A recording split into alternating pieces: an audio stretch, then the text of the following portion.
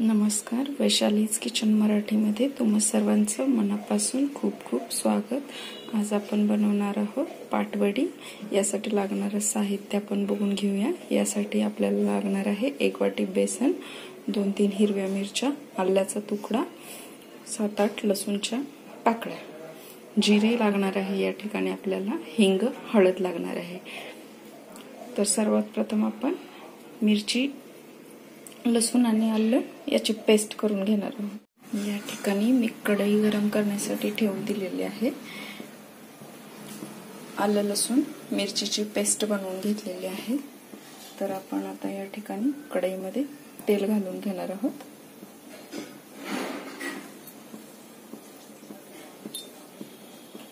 तेल थोडंसं जास्त वापरणार आहोत आपण वडीसाठी। तेल गरम झाल्यानंतर आपण याच्यामध्येच जिरे, हिंग, आलं, लसूण, मिरचीची पेस्ट घालून घेणार आहोत। या ठिकाणी मी जिरे घातलेलं आहे कढईमध्ये। थोडासा हिंग घालणार आहोत आपण, थोडीशी हळद,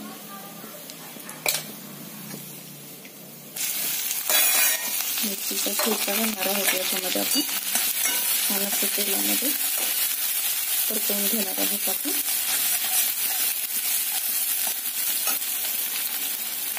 लसणाचा, मिरचीचा कच्चेपणा कमी होईपर्यंत आपण याला असंच तेलामध्ये छान असं परतवणार आहोत।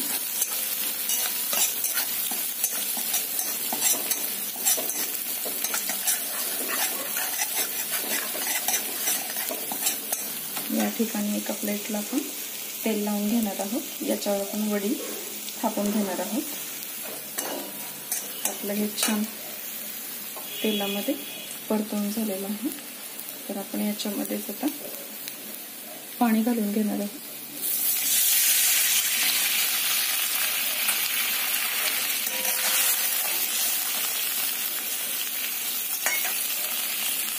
थोडंसं एक अर्धी वाटीपेक्षा थोडं पाणी जास्त मी घालत आहे। या ठिकाणी आपण पीठ पाण्यामध्ये घालून हाटून घेणार आहोत। थोडक्यात एक बेसनची प्रोसिजर करून घेणार आहोत। पाण्याला उकळी आल्यानंतर याच्यामध्येच आपण मीठ घालणार आहोत।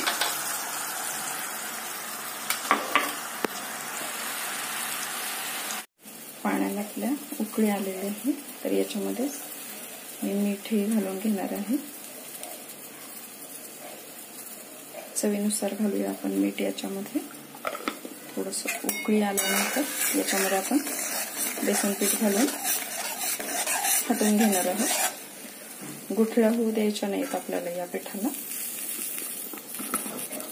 थोडं थोडं बेसन घालून आपण या ठिकाणी हाटणार आहोत।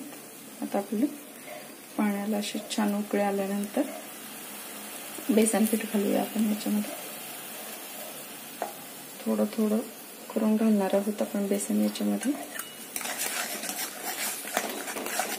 असं छान हाटून घेणार आहोत।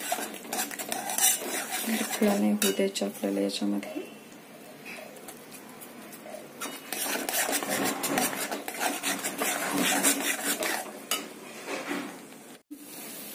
आपलं पीठ हाटून झालेलं आहे, छान असा गोळा बनलेला आहे, तुम्ही बघू शकता। तर एक थोडंसं आपण एक 4-5 मिनिटं याला वाफ काढून घेणार आहोत, म्हणजे पीठ आपलं कच्चं नाही लागणार आहे। त्याच्यानंतर आपण थापून घेणार आहोत वडी। एक साधारण 5 मिनिटांनंतर आपण हे झाकण काढणार आहोत। पिठाला छान आपल्या वाफ आलेली आहे। तर आता आपण या वड्या थापून घेणार आहोत। पीठ आपण ताटामध्ये काढून घेऊया। ताटामध्ये मी अशा प्रकारे वड्या थापून घेतलेल्या आहेत, तुम्ही बघू शकता। आणि आपण आता याला सुरीच्या किंवा उलथण्याच्या मदतीने कट करून घेणार आहोत। मी या ठिकाणी वड्या कट करून ठेवलेल्या आहेत। थोडा वेळ आपण अशाच राहू देणार आहोत। त्याच्यानंतर आपण याला प्लेटमध्ये काढून घेणार आहोत। तर तुम्ही बघू शकता आपल्या ह्या पाटवड्या बनवून तयार झालेल्या आहेत। तुम्हाला हव्या त्या शेपमध्ये तुम्ही कट करू शकता। मी या ठिकाणी अशा प्रकारे कट केलेल्या आहेत। खूप सिंपल आणि घरच्या घरी साहित्यातून बनणारी ही रेसिपी आहे। तर तुम्ही नक्की बनवून बघा खूप टेस्टी लागतात ह्या। रेसिपी आवडली असेल तर लाईक, शेअर, कमेंट आणि सबस्क्राईब करायला विसरू नका।